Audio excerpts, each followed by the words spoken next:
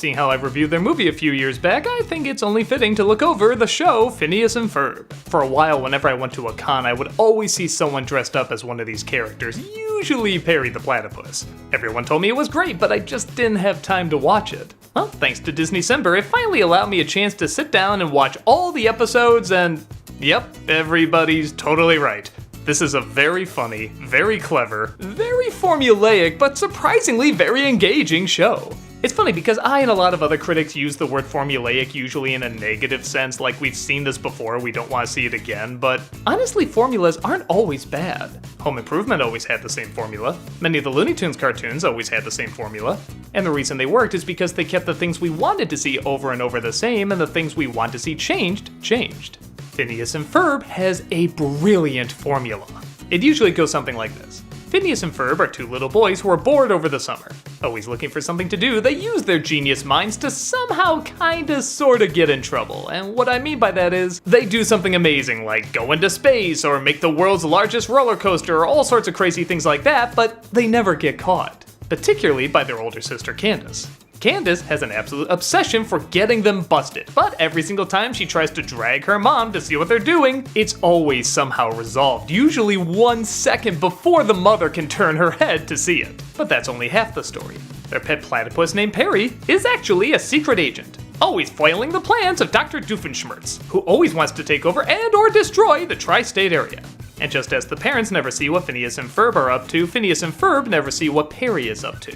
But even on top of that, there's a ton of elements that repeat. Phineas's friend Isabella always helps out with the help of the Fireside Girls, kind of this Girl Scout troop. She always tries confessing her love for him, but Phineas never notices. Candace's kinda sorta boyfriend named Jeremy always somehow works his way into the situation and distracts her. Doofenshmirtz's usually dysfunctional family usually works their way into his plans. There's always a song, sometimes two, and they're always really, really good. I'm usually humming them every time I see them. I mean, this is like Animaniacs levels great songs. Even half the dialogue is always repeated. I swear, you can make a whole YouTube channel of all the super cuts of people saying various things. You could edit all the time Phineas says, "Where's Perry?" You could edit all the times Isabella says, "What you doing?" You could edit all the time Doofenshmirtz says, "Curse you, Perry the Platypus," or "Tri-State Area," or any device with the word "inator" in it. Yet somehow, through all this repeating, every episode is hilarious. There's a couple reasons for this. One is, the characters are very likable. All the kids in this are incredibly optimistic, upbeat, and have this joyful, naive innocence to them.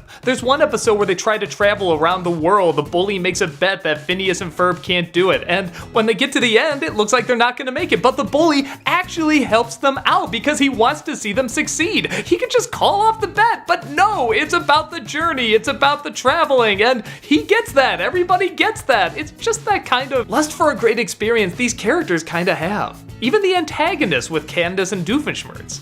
Candace just wants justification for being in control of the situation. If she can get the brothers caught, that means she succeeded, and of course she never succeeds. But she still loves her brothers, and the brothers love her, and they still look out for each other and help each other out when they're really in a bad spot. And Doofenshmirtz is both such a brilliant and yet pathetic villain that you can't help but feel sorry for him. Every time Perry tries to attack, he always has a trap ready, and it always works. It's just Perry always gets out of it. And his plans, kinda like Candace, often come back to just wanting control or appreciation, whether it's from society or his daughter or even sometimes Perry.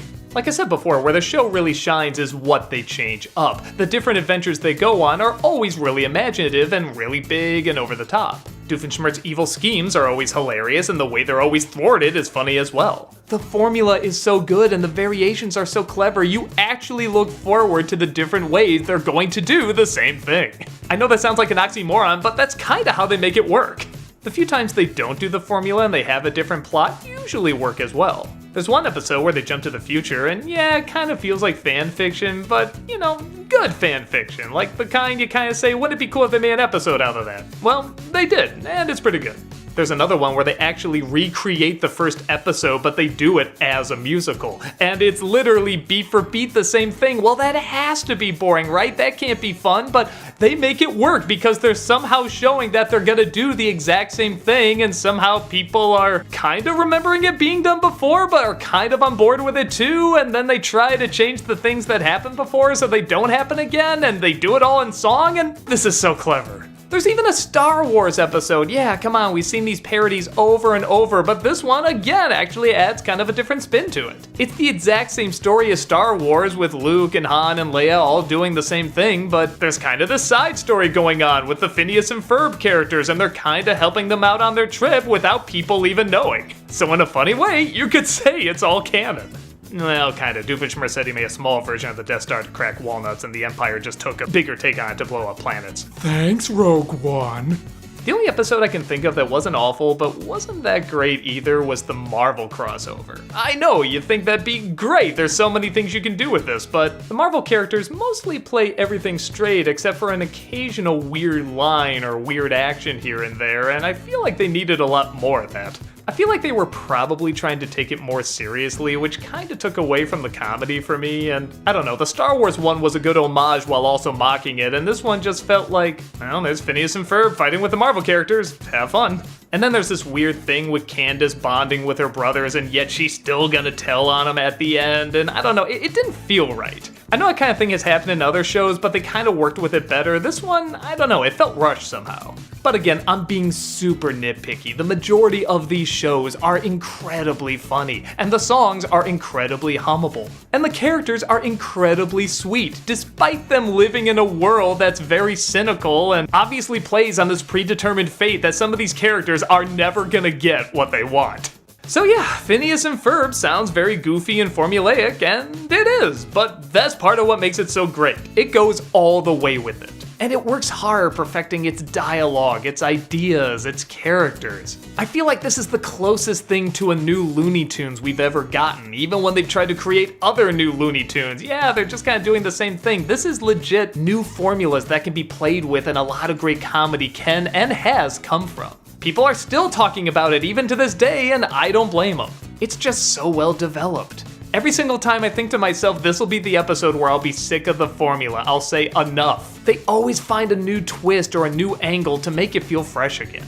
If you haven't had a chance to check it out yet, do it. Whether you're a little kid that wants to feel smart like an adult, or an adult that wants to have fun like a little kid, this is the perfect show to do both.